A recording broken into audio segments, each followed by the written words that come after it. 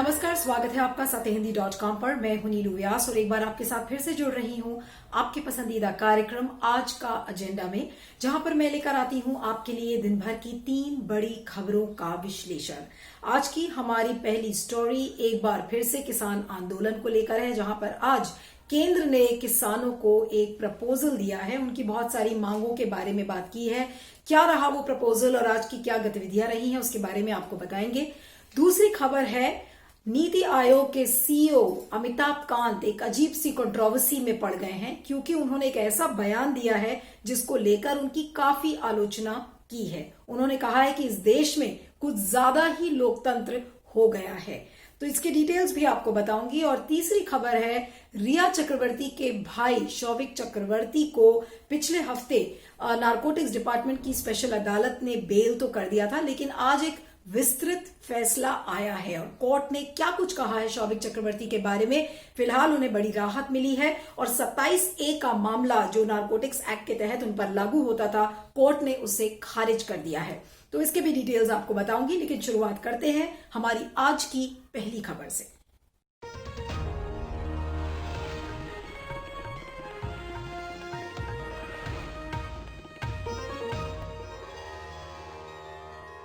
तो आइए बात करते हैं किसान आंदोलन की। और अब ये किसान आंदोलन और उग्र हो जाएगा, क्योंकि आज सुबह केंद्रीय कैबिनेट की एक बैठक हुई थी। उस बैठक के बाद केंद्र सरकार की तरफ से किसानों को एक लिखित में प्रपोजल गया था। अब आइए एक करके जानते हैं कि उस प्रपोजल में क्या लिखा गया। उस प्रपोजल में ये लिखा गया कि एपीएमसी एक्ट को और मजबूत किया जाएगा। एमएसपी को जारी रखने का वायदा किया गया। इसके अलावा यह भी कहा गया कि किसानों के खेती से जुड़े जो विवाद हैं उनको स्थानीय अदालतों में उसकी सुनवाई की मंजूरी होगी। पराली से जुड़े एक्ट में संशोधन होगा और इलेक्ट्रिसिटी बिल 2020 को इंट्रोड्यूस नहीं किया जाएगा। ये सारी चीजें सरकार ने लिखित में दी हैं, लेकिन सरकार के इस प्रपोजल को जितने भी किसान हैं उन्होंने उसका बहिष्कार किया है, उसे रद्द कर दिया है। उन्होंने कहा है कि इस तरीके का जो लिखित प्रपोजल है वो उन्हें मंजूर नहीं है और अब वो आंदोलन को और तेज करेंगे। सारे किसान नेताओं की एक दोपहर में बैठक हुई थी, जिसके बाद उन्होंने इस पूरे प्रपोजल को पढ़ा और पढ़ने के बाद जो निर्णय आया है किसान नेताओं की तरफ से, उन्होंने कहा है कि अभी आंदोलन और तेज करेंगे। 14 दिसंबर को एक देशव्यापी प्रदर्शन होगा। 12 दिसंबर को दिल्ली जयपुर का जो हाईवे है वो उसे जाम करेंगे। बीजेपी के नेताओं के घरों को और उनके दफ्तरों का घेराव होगा। तो और उन्होंने ये भी कहा है कि जो किसान अभी दिल्ली पहुंच नहीं पाए हैं बाकी राज्यों से, तो उन्होंने आह्वान किया है कि दिल्ली चलो और दिल्ली पहुंचो जैसे भी। और किसानों का मानना है कि उनकी एक ही डिमांड है कि इन तीनों कृषि कानूनों को निरस्त किया जाएगा। तो आज सवाल ये उठता है कि क्या ये सरकार किसानों का महत्व नहीं समझ पाई? अगर वो आज उन अमेंडमेंट्स के लिए तैयार है, तो सरकार को क्या लगा कि वो इन किसानों को थोड़ी सी चीजें भीख में दे देंगे और ये किसान मान जाएंगे? आज वही बात हो गई कि जिस तरीके से यूपीए सरकार ने अन्ना आंदोलन का जो महत्व है वो नहीं समझा और उन्हें मुंह की खानी पड़ी थी। पूरे उस स्तर पर उसका कंपैरिजन नहीं हो सकता है, लेकिन आज कहीं ना कहीं मोदी सरकार भी वही गलती कर रही है और उसने किसानों की भावनाओं को नहीं समझा।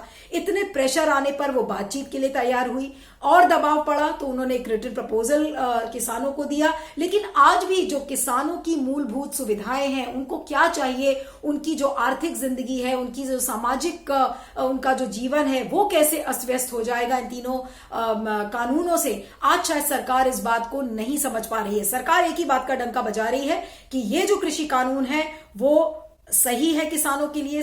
किसान मंडी से बाहर अपना अनाज बेच सकता है। बार बार इस बात को कहा जा रहा है कि नहीं, हम एमएसपी नहीं हटाएंगे, लेकिन एमएसपी को लीगल प्रोविजन दिया जाएगा या नहीं दिया जाएगा, उस पर आज भी सरकार कहीं ना कहीं मुकर रही है। इन सारे रिटन प्रपोजल्स पर ऐसा लगता है कि किसानों ने इसलिए उसको निरस्त कर दिया है क्योंकि किसानों का भरोसा आज केंद्र सरकार से उठ गया है। कहीं ना कहीं ये किसान आज ये सोच रहे हैं कि इस सरकार का कोई भरोसा नहीं, आज लिखित में दे रही है और कल फिर अगर मुकर गई तो क्या होगा। इसलिए इन किसानों को कोई जल्दी नहीं है। राशन पानी ये 6 महीने का लेकर आए हैं। उन्होंने बाकी किसानों से भी कहा है कि जब 6 महीने के बाद इनका राशन खत्म हो जाएगा तो वो और राशन मंगाएंगे। इन किसानों को इसलिए भी टेंशन नहीं है क्योंकि ज्यादातर जो हरियाणा और पंजाब के किसान हैं उन्होंने गेहूं और चावल की फसल उगा ली है। यूरिया खाद उसमें पड़ गया है। तो इनकी जो पत्नियां हैं और घरवाली हैं जितने भी किसानों की, उन्होंने खुद ये बोला है कि नहीं तुम जाओ और इस आंदोलन में भाग लो, हम देख लेंगे। तो इस तरीके का सेंटिमेंट पंजाब और हरियाणा के छोटे छोटे गांव से निकल कर आ रहा है। उनको लग रहा है कि इनके परिवार, जो किसानों के परिवार हैं, उनकी नस्लें आगे की खराब हो जाएंगी अगर ये तीनों कानून आए। और यही वजह है कि इस लोकल आंदोलन को एक लोकल आंदोलन ने किस तरीके से एक अंतरराष्ट्रीय आंदोलन की शक्ल अख्तियार कर लिया है। आपको याद होगा, मैंने आपको बताया था कि कनाडा, यूएस, ऑस्ट्रेलिया, लंदन, सब जगह जितनी भी पंजाबी बच्चे हैं जो वहां बाहर पढ़ रहे हैं, और पंजाब के परिवारों के जो बच्चे बाहर पढ़ रहे हैं, सिख समुदाय के लोग ट्रैक्टर और ट्रॉली और बाइक रैलीज निकाल रहे हैं, सिर्फ ये कहते हुए कि उनका किसानों के लिए समर्थन है। और इसलिए क्योंकि उनको लगता है कि इस सरकार ने काले कानून किसानों के लिए पास किए हैं। लेकिन आज सवाल ये उठता है कि जिस तीनों कृषि कानून का हवाला आज सरकार दे रही है, तो वो हो सकता है कि एग्रीकल्चर के लिए बेहतर हो, लेकिन क्या एग्रीकल्चरिस्ट की लाइफ कितनी सुधरेगी, आज यही एक बड़ा सवाल है। लेकिन ये बहुत ही दुर्भाग्यपूर्ण बात है कि किसानों को आज केंद्र सरकार के ये तीनों जो सारे रिकमेंडेशंस थे उसको निरस्त करना पड़ा, उसका बहिष्कार करना पड़ा, और कोई भी बीच का रास्ता अभी निकलता हुआ नहीं दिख रहा है। लेकिन फिलहाल किसान आंदोलन अब तेज होगा, तो सरकार अब अपने बर्बर रवैये पे क्या बर्बर रवैया अख्तियार करेगी किसानों के खिलाफ, ये सारी देखने वाली बातें हैं। हालांकि इस सरकार को अगर आप देखें तो पुलिस का जो एटीट्यूड रहा है, चाहे वो छात्र हो, चाहे डॉक्टर्स हो, चाहे लॉयर्स हो, चाहे एक्टिविस्ट हो, उनके प्रति आपने देख लिया है। तो अब उनको लग रहा है कि अगर किसान उनकी बात नहीं मानेंगे तो हो सकता है वो गोलियां चलवा दे, हो सकता है लाठीचार्ज करवा दे। वाटर कैनन्स और आंसू गैस के गोले उन्होंने छोड़ ही दिए हैं। तो अब जो थोड़ी बहुत कसर है, जब उग्र होगा आंदोलन तो उसके बाद सरकार जो बची खुशी जो कसर है उसको भी शायद ऐसा लगता है कि सरकार पूरा करेगी। लेकिन फिलहाल इन किसानों को सरकार पर भरोसा बिल्कुल नहीं है। आज इस बात का संकेत हमें आज की मीटिंग से मिल गया कि जो डिसीजन आज किसानों ने लिया है सरकार के इन रिकमेंडेशंस को पढ़ने के बाद, तो इन किसानों को सरकार पर बिल्कुल भी भरोसा नहीं है। इस पर आपका क्या फीडबैक है जरूर बताइएगा। मैं आगे चलती हूं।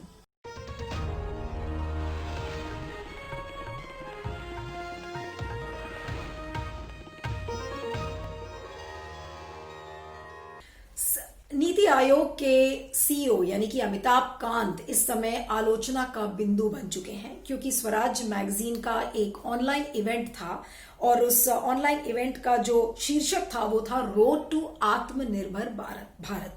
और इस फंक्शन के दौरान जब वो ऑनलाइन इवेंट में हिस्सा ले रहे थे तो उन्होंने कुछ बातें, कुछ उनका स्टेटमेंट ऐसा था जिसको लेकर सोशल मीडिया में इसको लेकर काफी बवाल हुआ। अब अमिताभ कांत ने क्या बोला एग्जैक्टली आप ये सुनिए।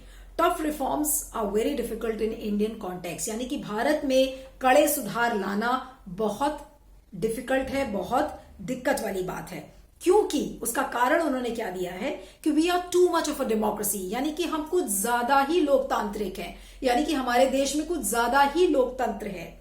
और फिर उन्होंने कहा कि government has shown the courage and determination in pushing reforms in mining, coal, labour and agriculture. और फिर उन्होंने एग्री रिफॉर्म्स की बात की, यानी कि जो कृषि सुधार हैं उनकी भी बात किया कि देखिए किस तरीके से किसानों की जिंदगी में सुधार आएगा और वो सारे कानून हम लेकर आए हैं। लेकिन जो ये उनका वक्तव्य था कि we are too much of a democracy, तो इसको हिंदुस्तान टाइम्स ने कोट किया, इंडिया टुडे ने कोट किया, बहुत सारे न्यूज़पेपर्स ने कोट किया, जिसके बाद अमिताभ कांत का क्लैरिफिकेशन आया है और उन्होंने ट्वीट करके ये कहा कि मैंने इस चीज को नहीं बोला था, इसको आउट ऑफ कॉन्टेक्स्ट करके पेश किया गया है। जिसके बाद हिंदुस्तान टाइम्स ने अपने आर्टिकल को और ट्वीट को डिलीट भी कर दिया। लेकिन अगर आप हिंदुस्तान टाइम्स की वेबसाइट पर जाएंगे तो वो ये कहेगा कि this article was source through PTI has been withdrawn, यानी कि पीटीआई इस पूरे आर्टिकल का सोर्स था और उसको हिंदुस्तान टाइम्स ने उसको विड्रॉ कर लिया है। लेकिन आपको ये बता दें कि ये स्टोरी आपको बाकी न्यूज वेबसाइट्स पे मिलेगी, फाइनेंशियल एक्सप्रेस पे, इंडिया टुडे पे, तमाम वेबसाइट्स पे आपको ये स्टोरी मिलेगी। लेकिन अमिताभ कांत जो ये कह रहे हैं कि नहीं मैंने नहीं बोला है, तो फैक्ट चेकिंग वेबसाइट्स हैं जैसे ऑल्ट न्यूज, उन्होंने कहा कि उन्होंने चेक किया और एक नहीं बल्कि कई बार उनकी रिकॉर्डिंग सुनी। और अमिताभ कांत की रिकॉर्डिंग सुनने के समय आप अगर 25 मिनट और 43 सेकंड पर जब आप रुकेंगे तो वहां पर उन्होंने बोला है कि we are too much of a democracy. और उसके बाद यही स्टेटमेंट उन्होंने फिर से दोहराया है कि we are too much of a democracy 33 minute और 3 सेकेंड पर फिर से उन्होंने बोला कि we are too much of a democracy. और स्वराज मैगजीन जिनका ये फंक्शन था, उन्होंने भी एक क्लैरिफिकेशन दिया कि नहीं, उनका मतलब ये नहीं था। उन्होंने मैन्युफैक्चरिंग के कॉन्टेक्स्ट में बोला था। उन्होंने कहा था कि किस तरीके से हमें मैन्युफैक्चरिंग में ग्लोबल चैंपियंस बनना चाहिए। तो ये तमाम जो ये पीएलआई का एक इवेंट था और ये इसको आउट ऑफ कॉन्टेक्स्ट करके इसको पेश किया गया है। तो फिलहाल नीति आयोग के जो सीईओ हैं, जो लोगों के लिए नीति बनाते हैं, जो लोगों के लिए, जो पूरा आयोग है वो लोगों के लिए, जो एक आम नागरिक है उसके लिए नीति बनाता है, और अगर उसके सीईओ आज ये बोलते हैं कि अपने देश में कुछ ज्यादा ही लोकतंत्र है, तो इसके क्या मायने निकाले जाएं? क्या हम अब संविधान, जो अगर आप संविधान की प्रस्तावना देखें ठीक से, तो उसमें उन सारी बातों का जिक्र है कि आपको आजादी है, आप जो चाहें वो बोल सकते हैं कानून के दायरे में, और आप अपनी मर्जी से अपनी जिंदगी जी सकते हैं, आप अपनी मर्जी से पूजा पाठ कर सकते हैं। लेकिन ऐसा लग रहा है कि इन सारी चीजों को बदलने की कोशिश की जा रही है। अब अगर नीति आयोग के सीईओ अमिताभ कांत ये कहते हैं कि we are too much of a democracy, तो उसका मीनिंग क्या निकाला जाए? भले ही वो किसी भी कॉन्टेक्स्ट में बोल रहे हो, लेकिन अगर वो एक स्टेटमेंट उनकी तरफ से ऐसा आता है कि we are too much of a democracy, यहां पर आप देखिए पूरे विश्व में डेमोक्रेसी को, यानी कि लोकतंत्र को लोग सेलिब्रेट करते हैं, और यहां पर नीति आयोग के सीईओ ये कहते हैं कि we are too much of a democracy, यानी कि इतना ज्यादा लोकतंत्र भारत के लिए अच्छा नहीं है। तो जाहिर सी बात है कि लोगों ने उसको किसानों के आंदोलन से जोड़ा, लोगों ने लव जिहाद के कानून से जोड़ा, अलग अलग सोशल मीडिया अगर आप प्लेटफॉर्म्स देखें तो किसी ने किसी चीज से जोड़ा है, किसी ने किसी चीज से जोड़ा है। और जिस तरीके के एक प्रेसिडेंस जो हमारे पास दिख रहा है,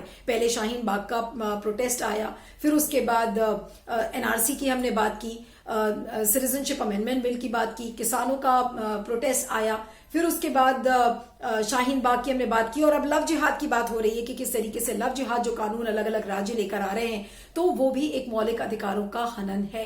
तो to much of a democracy का जो पूरा स्टेटमेंट है वो ऑब्वियसली एक बहुत ही दुर्भाग्यपूर्ण स्टेटमेंट है अगर वो नीति आयोग के सीईओ इस बात को बोलते हैं, और वाकई में उन्हें क्लैरिफिकेशन देना पड़ेगा, जो कि उन्होंने दिया।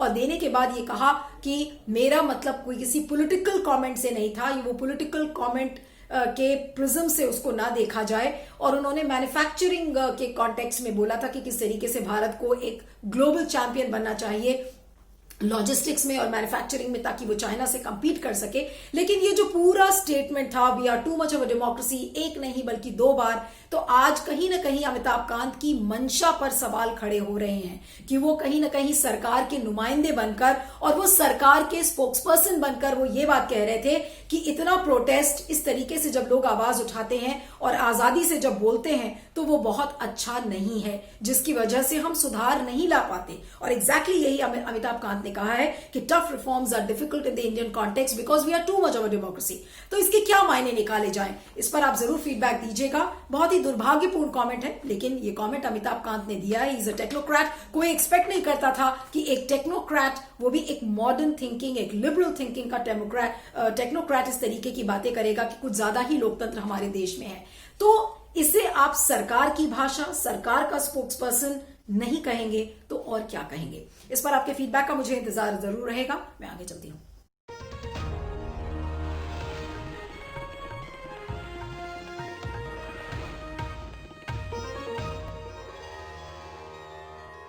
अब बात करते हैं रिया चक्रवर्ती के भाई शौविक चक्रवर्ती की, जिन्हें अभी पिछले हफ्ते बेल मिल गई थी, यानी कि उन्हें जमानत मिल चुकी थी। 3 महीने से वो जेल में थे और उनके ऊपर क्या केस लगाया गया था? उनके ऊपर नारकोटिक्स कंट्रोल ब्यूरो ने 27A का केस लगाया था, यानी कि उन पर ये आरोप लगाए गए थे कि वो ड्रग की तस्करी के लिए पैसे मुहैया कराते हैं, उनके कनेक्शंस ड्रग पेडलिंग गैंग से हैं, और इन आरोपों में उनको बंद किया गया था जेल के अंदर। उनकी बेल इसके पहले खारिज भी हुई थी, सिर्फ ये कहते हुए कि उन पर 27A का मामला दर्ज किया गया है। अब आज जब वो रिहा तो हो गए थे पिछले हफ्ते, लेकिन आज पूरा विस्तृत फैसला आया है। स्पेशल कोर्ट, जो नारकोटिक्स कोर्ट है, उसका स्पेशल फैसला आया है और उन्होंने बिल्कुल साफ शब्दों में ये कहा है कि जो 27A का पूरा मामला है वो शौविक चक्रवर्ती पर लागू नहीं होता है। अगर वो ड्रग्स लेते भी थे, पहली बात तो उनके पास से ड्रग्स मिले नहीं, और दूसरा ये कि ड्रग्स का वो फाइनेंसिंग करते थे, ड्रग पेडलर्स से उनके कनेक्शन थे, ये कहीं भी साबित नहीं होता है। तो एक कड़ा झटका यहां पर नारकोटिक्स कंट्रोल ब्यूरो को लगा है। और बार बार जो लोग सवाल ये उठा रहे थे कि कहीं ना कहीं एनसीबी, क्योंकि ये केंद्रीय जांच एजेंसी है और उस पर कहीं ना कहीं दबाव है कि रिया चक्रवर्ती और शौविक चक्रवर्ती को बंद करे और किसी ना किसी तरीके से कोई किसी ना किसी केस में उनको बंद किया जाए। तो आज वो जो सारे इमोशंस लोगों के निकल कर आ रहे थे, आज वो क्लियर हो गए कि वाकई में ऐसा लगता है कि एनसीबी किसी दबाव में था। इसके साथ साथ जो नारकोटिक्स कंट्रोल ब्यूरो का ये स्पेशल कोर्ट है, उसने ये भी कहा कि बॉम्बे हाई कोर्ट का फैसला था, उस पर उन्होंने भरोसा किया, जिसमें कि रिया को अक्टूबर में रिहा किया गया था, उनको बेल मिली थी। और उन्होंने कहा साफ साफ कि जो सह आरोपी हैं, उनके जो को अक्यूज्ड हैं, उनके बयान ही एनसीबी ने पेश किए थे और जो जितने भी को अक्यूज हैं उनके खाली बयान और एक बालिया बयान को लेकर आप किसी भी आरोपी को दोषी नहीं करार देते। और उन्होंने सुप्रीम कोर्ट का जो एक ऑब्जर्वेशन आया था 1.5 महीने 2 महीने पहले, उसका भी उन्होंने हवाला दिया कि सुप्रीम कोर्ट ने भी इस बात को साफ कहा है कि सिर्फ एक बालिया बयान के आधार पर किसी भी आरोपी को आप दोषी नहीं ठहरा सकते हैं। तो आज आपको ध्यान होगा कि एनसीबी के जो पूर्व प्रमुख थे बीवी कुमार, वो बार बार इस बात को लेकर कह रहे थे जिस समय एनसीबी ने अपनी धरपकड़ शुरू की थी कि एनसीबी जो काम कर रही है ये उसका वो काम नहीं है। तो आज एनसीबी के रोल पर सवाल खड़े होते हैं कि एनसीबी क्या केंद्र सरकार के इशारों पर काम कर रही है, पॉलिटिकल एजेंडा क्या केंद्र सरकार का वो चला रही है। एटलीस्ट रिया चक्रवर्ती और शौविक चक्रवर्ती के केस में तो ये सामने नजर आ रहा है, क्योंकि जो स्पेशल कोर्ट ने जिस तरीके की बातें कही हैं उसके आधार पर ऐसा लगता है कि कहीं ना कहीं केंद्र सरकार के निर्देश पर और एक बदले की भावना से एनसीबी काम कर रहा था, जहां तक रिया चक्रवर्ती और शौविक चक्रवर्ती का सवाल है। और जो इनके पूर्व एनसीबी के जो चीफ है बीवी कुमार, वो बार बार इस बात को कहते थे कि जो एनसीबी का काम है वो है ड्रग पेडलर्स के गैंग को पकड़ना, उनके अंतर्राष्ट्रीय और अंतर्राज्यीय स्तर पर जहां पे ये काम होता है उन पर एक कड़ी नजर बनाए रखना और उन पर उसकी धरपकड़ करना। लेकिन एनसीबी ये काम नहीं कर रहा है और एनसीबी उन लोगों को पकड़ रहा है जिनसे कि एक व्यापारिक अमाउंट में ड्रग्स मिले भी नहीं है। तो कहीं ना कहीं एक बदले की भावना, कहीं ना कहीं जो एक विंडिक्टिव एजेंडा जो नजर आता है सेंट्रल एजेंसीज का, एनसीबी ने एक अपना नमूना उसी तरह से पेश किया है। तो एनसीबी को एक बड़ा झटका है और केंद्र सरकार के लिए भी एक बड़ा झटका है कि जो एक बदले की भावना से जो काम करते हैं और अपनी जांच एजेंसियों को का इस्तेमाल किया जाता है अपने पॉलिटिकल मोटिव्स के लिए, तो उसके लिए भी आज एक बड़ा झटका है। फिलहाल शौविक को एक बड़ी राहत मिली है, रिया चक्रवर्ती को ऑलरेडी बेल मिल चुकी थी। आज रीगल महाकाल नाम के एक व्यक्ति को भी एनसीबी ने पकड़ा है और कहा है कि वही मेन किंगपिन था जो पूरे ड्रग पेडलर्स को ड्रग सप्लाई करता था। तो ये सारी बातें आज ये सामने आई हैं। लेकिन फिलहाल जो सुशांत सिंह राजपूत के मौत के मामले में जो पूरी ड्रग्स की धरपकड़ का मामला था उसमें रहस्य अभी भी बना हुआ है। लेकिन फिलहाल एक बड़ी राहत है शौविक चक्रवर्ती और रिया चक्रवर्ती के लिए। और लेकिन सवाल बहुत बड़े आज खड़े होते हैं एनसीबी के रोल पर कि कब एनसीबी केंद्र सरकार की एक पुतला बनकर काम करना कब बंद करेगा, पॉलिटिकल मोटिव्स जो कैरी आउट करने का काम है वो कब बंद करेगा और अपना काम एनसीबी क्यों नहीं कर पाती। तो ये एक बड़ा सवाल है। आज की एजेंडा की 3 स्टोरीज में इतना ही। आप मुझे ट्विटर पर फॉलो कर सकते हैं, मेरा ट्विटर हैंडल है @neelu317। आप सभी का बहुत सारा प्यार और भरोसा हमें मिलता रहा है सत्य हिंदी पर, और इसलिए अब हमारा ऐप भी लॉन्च हो गया है। एंड्रॉइड ऐप आप देख सकते हैं और उसे गूगल प्ले स्टोर से डाउनलोड भी कर सकते हैं। आप बने रहिएगा सत्य हिंदी पर। Thank you so much. सत्य हिंदी का ऐप डाउनलोड करें गूगल प्ले स्टोर पर।